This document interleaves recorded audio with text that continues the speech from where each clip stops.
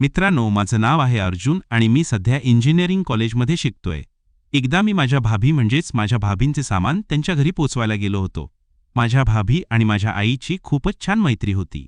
त्या दोघी कुठेही गेल्या तरी एकत्रच असायच्या. एकदा त्या दोघी शॉपिंग करून घरी परतल्या. मी तेव्हा घरीच होतो. दोघीही खूप दमल्या होत्या आणि घामाने चिंब भिजल्या होत्या. घामात भिजलेल्या प्रिया भाभी खरंच खूपच सुंदर दिसत होत्या. माझा छोटा भाऊ तर त्यांना पाहून सलामी द्यायला लागला होता. आईने मला लस्सी बनवायला सांगितलं. मी दोघींना लस्सी दिलं आणि त्या लस्सी पिऊन आपल्या गप्पांमध्ये रंगल्या. थोड्या वेळाने माझ्या भाभींनी आईला म्हटलं, अर्जुनला माझ्यासोबत माझ्या घरी पाठव बरं. सामान खूप आहे, तो थोडी मदत करेल सामान घरी पोचवायला. आईने लगेच होकार दिला आणि मी तयार झालो. प्रिया भाभी आणि मी त्यांच्या घरी पोचलो. तेव्हा घरात कोणीच नव्हतं. त्यांची मुलं कॉलेजमध्ये गेली होती आणि भाभींचा नवरा राहुल भाऊ सकाळी लवकर ऑफिसला गेले होते. ते रात्री उशिराच परतायचे. भाभींनी मला थोडा वेळ बसायला सांगितलं आणि त्या बाथरूममध्ये गेल्या. मी तर आधीपासूनच प्रिया भाभीच्या व्यक्तिमत्वाचा दिवाना होतो. त्यांच्या नावाने मी अनेकदा हतबल करत होतो. भाभी बाथरूममधून बाहेर आल्या तेव्हा त्या एखाद्या मॉडेलपेक्षा कमी दिसत नव्हत्या. आम्ही दोघं सोफ्यावर बसून गप्पा मारायला लागलो. गप्पा मारता मारता मी म्हणालो, भाभी तुम्ही काय काय खरेदी केलं, जरा दाखवा ना आम्हाला. भाभींनी एक एक करून त्यांचे सगळे ड्रेस दाखवायला सुरुवात केली. तेवढ्यात माझी नजर गेली की त्यांनी व्यक्तिमत्वाच्या कव्हरचा एक सेट बॅगमधून काढून पायाखाली लपवला. पण मी ते पाहिलंच होतं. भाभींनी सगळे ड्रेस दाखवले आणि बॅगमध्ये भरायला लागल्या. तेव्हा मी म्हणालो, भाभी तुम्ही काहीतरी दाखवायचं विसरलात की. भाभी गडबडल्या आणि म्हणाल्या, काय, सगळं तर दाखवलं. मी त्यांच्या पायाकडे इशारा करत म्हणालो, ते काय आहे. भाभींचा चेहरा लाजेने लाल झाला. त्या घाबरत म्हणाल्या, अरे हे तर असंच आहे आतले कवर, आणि त्या ते बॅगमध्ये टाकायला लागल्या. मी त्यांचा हात थांबवला आणि म्हणालो, भाभी त्याच डिझाईन तरी दाखवा. त्या लाजायला लागल्या आणि म्हणाल्या, यात काही खास डिझाईन नाहीये. पण मी त्यांची गोष्ट कापत म्हणालो, तरीही मला पाहायचे. थोडा आग्रह केल्यावर त्या तयार झाल्या. भाभींनी ते उघडून दाखवले. मी पाहिलं. माझ्या डोक्यात शरारत आली. मी विचारलं, भाभी तुमच्या व्यक्तिमत्वाचा साईज काय आहे. त्या चिडल्या आणि माझ्याकडे रागाने पाहायला लागल्या. मी लगेच म्हणालो, ही तर छोटी दिसते. भाभी म्हणाल्या, नाही ठीक आहे. पण मी माझ्या गोष्टीवर ठाम राहिलो आणि म्हणालो, नाही भाभी, ही कवर छोटी आहे. इच्छा असेल तर पैज लावा. भाभी गोंधळल्या. त्यांना वाटलं, हे इतक्या आत्मविश्वासाने कसं बोलतोय. त्यांचा माझ्यावर विश्वास बसायला लागला. तेव्हा भाभी म्हणाल्या, हो पण ती मला थोडी साईज बरी वाटते म्हणून मी यावेळी जरा बारीक घेतली. मी लगेच म्हणालो, भाभी एकदा ट्राय करून पहा, नाहीतर दुकानदार नंतर परत घेणार नाही. भाभींना थोडी लाज वाटायला लागली. मग त्या उठल्या आणि बाथरूमकडे गेल्या. बाथरूममधून त्या व्यक्तिमत्व झाकून माझ्यासमोर आल्या. ते पाहून माझी भावना दाटून येऊ लागली. ते कव्हर खरंच थोडी टाईट होती. मी विचारलं, भाभी फिट आहे का. त्या म्हणाल्या, थोडी जास्तच फिट आहे, टाईट वाटते. मी म्हणालो, मी पाहतो मागे जाऊन. मी त्यांच्या व्यक्तिमत्वावर हात फिरवला. तेव्हा त्यांचे व्यक्तिमत्व मोकळे झाले आणि भाभींचा आवाज निघाला. भाभी घाबरल्या. मी लगेच म्हणालो, सॉरी भाभी, मी फक्त मजबूत आहे का ते पाहत होतो, आणि तो मोकळा झाला. भाभी मोकळ्या झाल्या.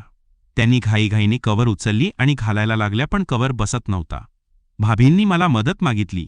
मी त्यांना मदत केली आणि त्याचवेळी माझी भावना त्यांच्या अस्तित्वावर टेकवली. भाभी सरकल्या. भाभींनी माझ्या डोळ्यातील भावना पाहिली. कदाचित त्यासुद्धा प्रभावित झाल्या होत्या, पण त्यांना पहिलं पाऊल टाकायचं नव्हतं. मी एकट्यात त्यांच्याकडे पाहत राहिलो.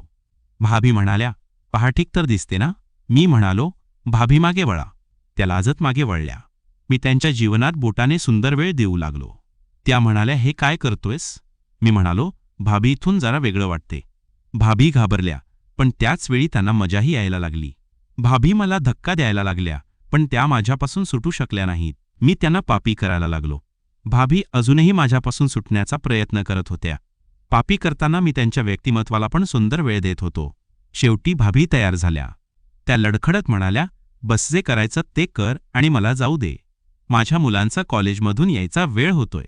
मी समजलो की भाभी पण प्रभावित झाल्या आहेत आणि त्या सुंदर वेळेचा अनुभव घ्यायला उत्सुक आहेत. मग काय, मी त्यांना पूर्ण मोकळं केलं आणि त्यांना बेडवर पाडलं. भाभींना पण सुंदर वेळ घ्यायचा होता, पण मुलं येण्याच्या भीतीने त्या घाबरल्या होत्या. मी संधी पाहून माझी भावना त्यांच्या जीवनावर घासायला लागलो. त्यांनी माझी भावना पाहून त्या घाबरल्या आणि म्हणाल्या, तुझी भावना तर खूप मोठी आहे. त्या मला नकार द्यायला लागल्या आणि मी संधी पाहून माझी भावना त्यांच्या जीवनात टाकली आणि त्यांना सुंदर वेळेचा अनुभव देऊ लागलो. त्यांच्या डोळ्यांतून अश्रू व्हायला लागले आणि तोंडून आवाज निघायला लागले. त्यांना त्रास होत होता. कदाचित त्यांच्या नवऱ्याची भावना माझ्या भावनेपेक्षा छोटी होती. 15 मिनिटांच्या सुंदर वेळेच्या अनुभवानंतर मी भाभीच्या जीवनात रंगाच्या 5-6 पिचकाऱ्या सोडल्या. या 15 मिनिटात भाभीने पण दोनदा जीवनातून रंग सोडला होता आणि आम्ही दोघं तसेच 5 मिनिट होऊन राहिलो. तेवढ्यात माझी भावना पुन्हा दाटून आली. भाभींनी ते पाहून त्यांना आश्चर्य वाटलं. त्यांना समजलं की मी पुन्हा सुंदर वेळेचा अनुभव देणार आहे. त्या म्हणाल्या, बस आता जा, माझी मुलं कॉलेजमधून येत असतील. आणि त्या बाथरूममध्ये गेल्या. मी घड्याळात वेळ पाहिली. अजून मुलांच्या कॉलेजची सुट्टी होण्यास 20 मिनिट होती. मी गपचूप बाथरूमच्या दारापाशी थांबलो. आतून पाण्याचा खळखळ आवाज येत होता आणि माझ्या भाभीच्या हलक्या गाण्याचा स्वर मला ऐकू येत होता. माझं मन पुन्हा धडधडायला लागलं. प्रिया भाभींची ती लाजरी नजर, त्यांचा तो राग आणि लाजेचा मिश्रित चेहरा माझ्या डोळ्यांसमोर तरळत होता. मी हळूच दारावर टकटक केलं. कोण? भाभींचा आवाज आला, थोडा घाबरलेला. मी आहे भाभी, अर्जुन. मी हळू आवाजात म्हणालो, जणू काही गुप्त संदेश देत आहे. अरे तू अजून गेला नाहीस? जा ना, मुलं आता येणारच. भाभींनी घाईघाईत उत्तर दिलं, पण त्यांच्या आवाजात एक वेगळीच लकब होती. भाभी, अजून 20 मिनिट आहेत ना? मी फक्त एक गोष्ट सांगायला आलो. मी खोटं बोललो. माझ्या मनात काहीतरी वेगळंच होतं. भाभींनी दार उघडलं. त्यांच्या केसांवरून पाण्याचे थेंब टपकत होते आणि त्यांनी फक्त एक टॉवेल गुंडाळला होता. त्यांचं ते रूप पाहून माझी भावना पुन्हा दाटून येऊ लागली. काय गोष्ट? त्यांनी माझ्याकडे संशयाने पाहत विचारलं. भाभी, तुम्ही खरंच खूप सुंदर दिसता आणि मला वाटतं तुम्हालाही ती सुंदर वेळ आवडली हो ना? मी हळूच त्यांच्याजवळ गेलो, माझा आवाज नरम ठेवत. भाभींचा चेहरा पुन्हा लाल झाला. अर्जुन, असं बोलू नकोस.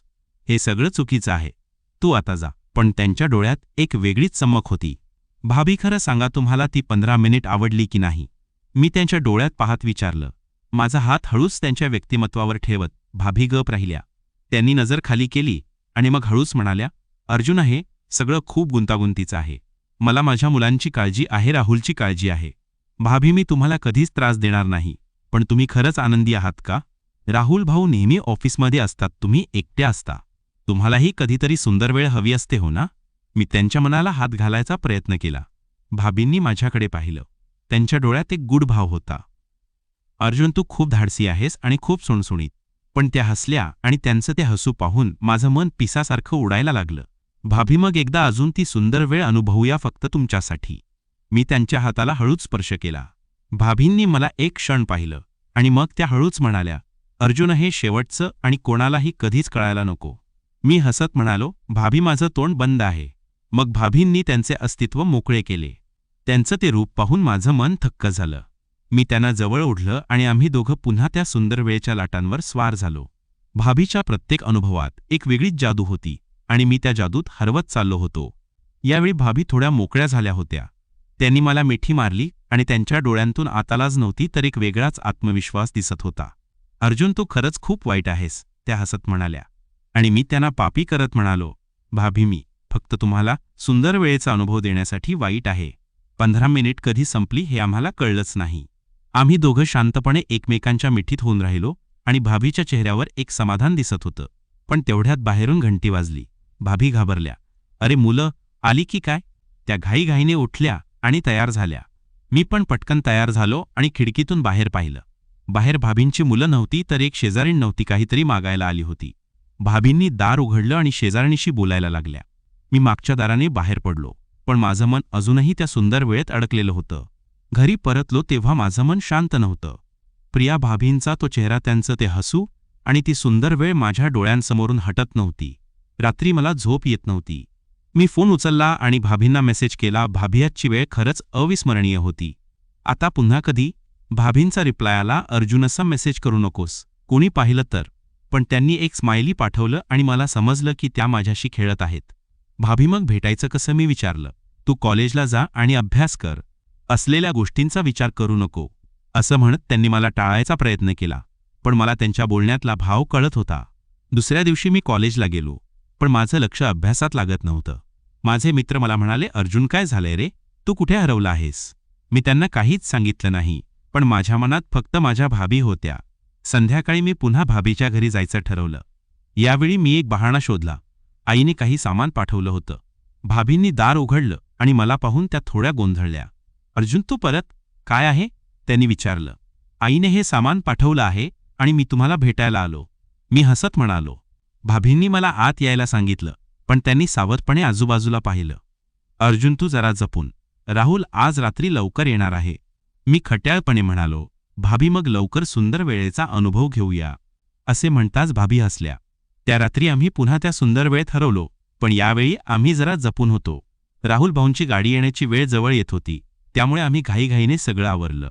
भाभींनी मला मागच्या दाराने पाठवलं आणि मी तिथून निघालो. पण त्या रात्री एक अनपेक्षित गोष्ट घडली. मी घरी पोहोचलो तेव्हा माझ्या फोनवर एक अनोळखी नंबरवरून मेसेज आला. अर्जुन, तू आणि प्रिया काय खेळ खेळता आहात? मला सगळं माहीत आहे. माझं हृदय धडधडायला लागलं. हा मेसेज कोणी पाठवला? राहुल भाऊंनी की कोणीतरी शेजारी की माझ्या भाभीच्या मुलांनी? मी लगेच भाभींना फोन केला, पण त्यांचा फोन स्विच ऑफ होता. दुसऱ्या दिवशी सकाळी मी भाभीच्या घरी गेलो. भाभींनी दार उघडलं, पण त्यांचा चेहरा पडलेला होता. अर्जुन, तुला तो मेसेज मिळाला का? त्यांनी विचारलं. हो भाभी, तुम्हाला कसं कळलं? मी आश्चर्याने विचारलं. मला पण असाच मेसेज आला. कोणीतरी आपल्याला पाहिलं आहे अर्जुन. भाभी घाबरल्या होत्या. भाभी, घाबरू नका, मी याचा शोध घेतो. तुम्ही फक्त राहुल भाऊंपासून सावध राहा. मी त्यांना धीर देण्याचा प्रयत्न केला, पण माझ्या मनात प्रश्नांचं काहूर उठलं. कोण आहे हा अनोळखी व्यक्ती? आमच्यातला सुंदर वेळेचा अनुभव कोणी पाहिला? आणि आता पुढे काय होणार?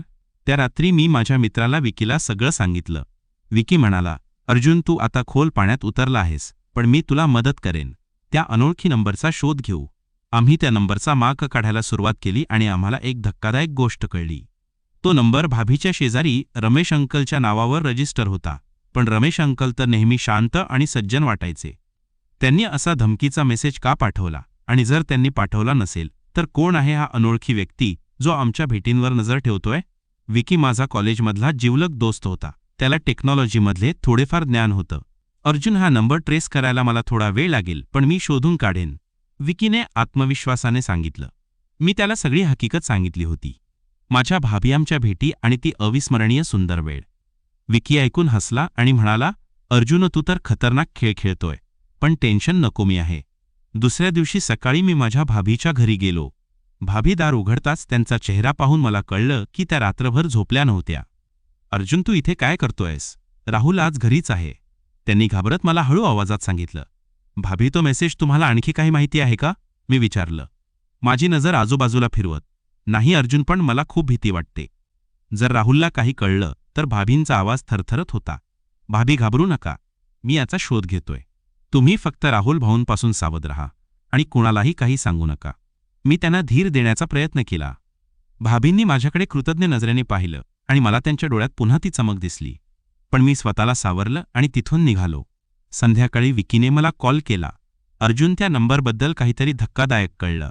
त्याचा आवाज उत्साहाने थरथरत होता. काय? सांग ना, मी उत्सुकतेने विचारलं. तो नंबर रमेश अंकलच्या नावावर आहे, पण त्यांनी तो वापरलेलाच नाही. कोणीतरी त्यांच्या नावावर फेक सिम कार्ड काढलं आहे, विकीने सांगितलं. म्हणजे रमेश अंकल दोषी नाहीत? मी आश्चर्याने विचारलं. नाही, पण हा कोणीतरी जवळचा माणूस आहे जो तुमच्या भेटींवर नजर ठेवतोय.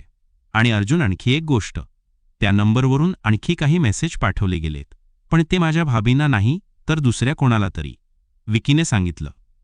कोणाला? मी घाबरत विचारलं. ते अजून कळलं नाही, पण मी शोधतोय. तू जरा जपून राहा अर्जुन, हा खेळ आता गंभीर झालाय, विकीने मला सावध केलं. माझ्या मनात प्रश्नांचं वादळ उठलं. कोण आहे हा अनोळखी व्यक्ती आणि तो दुसऱ्या कोणाला मेसेज पाठवतोय? राहुल भाऊंना की आणखी कोणाला? मी ठरवलं की मला माझ्या भाभींशी पुन्हा बोलावं लागेल. पण त्याच वेळी मला एक मेसेज आला त्या अनोळखी नंबरवरून. अर्जुन, तुझा आणि प्रियाचा खेळ आता संपणार आहे. उद्या रात्री 10 वाजता गल्लीच्या शेवटच्या उद्यानात भेट. नाहीतर सगळं राहुलला सांगतो. मी घाबरलो, पण मी ठरवलं की मी या रहस्याचा उलगडा करणार. दुसऱ्या दिवशी रात्री मी आणि विकी गल्लीच्या शेवटच्या उद्यानात पोहोचलो. रात्री 10 वाजले होते आणि उद्यानात कोणीच नव्हतं. फक्त झाडांच्या सावल्या आणि रातकिड्यांचा आवाज. विकीने मला सांगितलं, अर्जुन, तू बोल, मी लपून सगळं रेकॉर्ड करतो. मी उद्यानातल्या बाकड्यावर बसलो. माझं हृदय धडधडत होतं. तेवढ्यात एक सावली दिसली आणि माझ्यासमोर एक अनपेक्षित व्यक्ती उभी राहिली. माझ्या भाभींची मैत्रीण सुजाता. सुजाता ताई, तुम्ही? मी आश्चर्याने विचारलं. हो अर्जुनमला तुझं आणि प्रियाचं सगळं माहीत आहे, सुजाता ताईंनी थंड आवाजात सांगितलं. त्यांचा चेहरा शांत होता, पण त्यांच्या डोळ्यात एक विचित्र चमक होती. पण तुम्ही का मेसेज पाठवले आणि तुम्हाला कसं कळलं? मी विचारलं. माझा आवाज थरथरत होता. सुजाता ताई हसल्या. अर्जुन, मी प्रियाला खूप वर्षांपासून ओळखते. तिच्या आयुष्यात काय चाललंय मला सगळं कळतं आणि तुझ्यासोबतच्या भेटी मी त्या पाहिल्या. पण तुम्ही राहुल भाऊंना का सांगितलं नाही? मी गोंधळून विचारलं. कारण मला प्रियाची काळजी आहे अर्जुन. राहुल तिला कधीच समजून घेत नाही. तो नेहमी ऑफिसमध्ये असतो आणि प्रियाला एकटी सोडतो. पण तू तिला सुंदर वेळेचा अनुभव देतोस. पण हा खेळ धोक्याचा आहे. सुजाता ताईंनी गंभीरपणे सांगितलं. मग तुम्ही मला इथे का बोलावलं? मी विचारलं. कारण मला तुझ्याशी डील करायची आहे अर्जुन. मी तुझं आणि प्रियाचं गोपनीय सांभाळेन, पण त्या बदल्यात मला काहीतरी हवं आहे. सुजाता ताईंनी डोळे मिचकावत सांगितलं. काय? मी घाबरत विचारलं. मला तुझ्यासोबत एकदा सुंदर वेळेचा अनुभव हवा आहे अर्जुन. सुजाता ताईंनी थेट सांगितलं आणि माझ्या पायाखालची जमीनच सरकली. मी सुजाता ताईंकडे अविश्वासाने पाहत राहिलो. ताई, तुम्ही असं कसं बोलू शकता? तुम्ही माझ्या भाभीच्या मैत्रिणी आहात, मी म्हणालो. माझा आवाज थरथरत होता. सुजाता ताईंनी मला सुंदर वेळेचा अनुभव देण्यासाठी सांगितलं. माझ्या मनात विचारांचं वादळ उठलं. एकीकडे प्रिया भाभी आणि दुसरीकडे सुजाता ताई, ज्या माझ्या आणि भाभीच्या सुंदर वेळेच्या भेटीचा वापर करत होत्या. मी काय करू? सुजाता ताईंचा प्रस्ताव मान्य करू की त्यांना नकार देऊ आणि सगळं उघड होण्याचा धोका पत्करू? तेवढ्यात विकी सुडुपातून बाहेर आला. सुजाता ताई, तुमचं सगळं बोलणं मी रेकॉर्ड केलं आहे, त्याने मोठ्याने सांगितलं. सुजाता ताई घाबरल्या. विकी, तू हे काय करतोयस? त्यांनी रागाने विचारलं. ताई, तुम्ही अर्जुनला ब्लॅकमेल करताय आणि मी हे होऊ देणार नाही, विकीने ठामपणे सांगितलं. सुजाता ताईंनी आमच्याकडे रागाने पाहिलं आणि मग त्या म्हणाल्या. ठीक आहे, मी काही सांगणार नाही, पण अर्जुन, तू आणि प्रिया जपून राहा. राहुलला जर काही कळलं तर मी जबाबदार नाही. आणि त्या तिथून निघून गेल्या. विकीने मला सांगितलं. अर्जुन, आता तू माझ्या भाभींना सगळं सांग, नाही तर हा खेळ आणखी गुंतागुंतीचा होईल. मी त्याचं म्हणणं मान्य केलं आणि दुसऱ्या दिवशी माझ्या भाभीच्या घरी गेलो. भाभींनी दार उघडलं आणि मला पाहून त्या थोड्या गोंधळल्या. अर्जुन, तू परत? राहुल बाहेर गेलाय, पण तरी तू वारंवार येऊ नकोस, त्यांनी सावधपणे सांगितलं. भाभीमला, तुम्हाला काहीतरी सांगायचं आहे, मी गंभीरपणे म्हणालो आणि मग मी सगळं सांगितलं. सुजाताताई, त्या मेसेजेस आणि त्यांचा प्रस्ताव. भाभी ऐकून थक्क झाल्या. सुजाता, ती माझी मैत्रीण आहे, तिने असं कसं केलं? त्यांच्या डोळ्यात अश्रू तरळले. भाभी, घाबरू नका, विकीने सगळं रेकॉर्ड केलं आहे. सुजाताताई आता काही करणार नाहीत, पण आपण आता जपून राहायला हवं, मी त्यांना समजावत सांगितलं. भाभींनी माझ्याकडे पाहिलं आणि मग त्या हळूच म्हणाल्या. अर्जुन, तू माझ्यासाठी इतकं का करतोस? भाभी, कारण तुम्ही माझ्यासाठी खास आहात, मी हसत सांगितलं. भाभी हसल्या आणि मग त्या म्हणाल्या. अर्जुन, आपण आता थांबायला हवं, हे सगळं खूप धोक्याचं आहे. भाभी, मी तुम्हाला कधीच त्रास देणार नाही, पण तुम्हाला जेव्हा हवं असेल मी नेहमी तुमच्यासाठी असेल, मी त्यांना वचन दिलं. त्या दिवसानंतर मी आणि प्रिया भाभी जरा जपून राहायला लागलो. आमच्या भेटी कमी झाल्या, पण आमचं नात अजूनही तितकंच खास होतं. विकीने सुजाताताईंच्या रेकॉर्डिंगचा बॅकअप ठेवला, जेणेकरून त्या पुन्हा काही करायचा प्रयत्न करणार नाहीत. पण एक दिवस मला राहुल भाऊंचा फोन आला. अर्जुन, तू उद्या माझ्या घरी ये, मला तुझ्याशी काहीतरी बोलायचं आहे. त्यांचा आवाज गंभीर होता. माझ्या मनात भीती दाटली. राहुल भाऊंना काही कळलं का, की सुजाताताईंनी तरीही काही सांगितलं? मी माझ्या भाभींना फोन केला, पण त्यांचा फोन स्विच ऑफ होता. दुसऱ्या दिवशी मी राहुल भाऊंच्या घरी गेलो. राहुल भाऊ सोफ्यावर बसले होते आणि त्यांच्यासमोर माझ्या भाभी बसल्या होत्या. त्यांचा चेहरा पांढरा फटकत पडला होता. अर्जुन, बस, राहुल भाऊंनी शांतपणे सांगितलं. तुला प्रिया इतका सामान का पाठवायला सांगते आणि तू इतक्या वेळा इथे का येतोस? माझ्या हृदयाचे ठोके वाढले, पण मी स्वतःला सावरलं आणि म्हणालो, भाऊआई सांगते म्हणून मी सामान पाठवतो आणि भाभींना मदत करायला येतो. राहुल भाऊंनी माझ्याकडे एकट्यात पाहिलं आणि मग ते हसले. अर्जुन, तू चांगला मुलगा आहेस, पण प्रियाला जरा जपून सांभाळ, ती माझ्यासाठी खूप खास आहे. प्रिया भाभींनी माझ्याकडे पाहिलं आणि त्यांच्या डोळ्यात कृतज्ञता दिसली. मला समजलं की राहुल भाऊंना काहीच माहीत नाही, पण त्यांच्या बोलण्यातून मला एक गोष्ट कळली. ते प्रिया भाभींवर खूप प्रेम करतात, पण त्यांना वेळ देऊ शकत नाहीत. त्या भेटीनंतर मी आणि प्रिया भाभी आणखी सावध राहायला लागलो. आमच्या भेटी बंद झाल्या नाहीत, पण आम्ही जास्त गुप्तपणे भेटायला लागलो. विकी माझा साथी होता आणि त्याने मला नेहमी सावध राहायला सांगितलं. पण एक दिवस मला पुन्हा त्या अनोळखी नंबरवरून मेसेज आला. अर्जुन, तू आणि प्रिया अजूनही थांबले नाहीत, आता खरा खेळ सुरू होणार आहे. हा मेसेज सुजाताताईंचा नव्हता, कारण ते आता शांत होत्या. मग कोण आहे हा नवीन व्यक्ती आणि त्याला आमच्याबद्दल कसं कळलं? जर तुम्हाला या कथेचा पुढचा भाग पाहायचा असेल तर लगेचच या व्हिडिओला एक लाईक ठोका आणि कॉमेंटमध्ये लिहा भाग 2. जेव्हा या व्हिडिओला 700 लाईक होतील तेव्हा पुढचा भाग लगेच घेऊन येतो. तुमच्या एका लाईकमुळे पुढची गोष्ट आणायला प्रोत्साहन मिळतं. आणि हो, आपला पीके मराठी स्टोरी चॅनल सबस्क्राईब करायला विसरू नका आणि बेल आयकॉनही दाबा. भेटूया लवकरच पुढच्या भागात. धन्यवाद.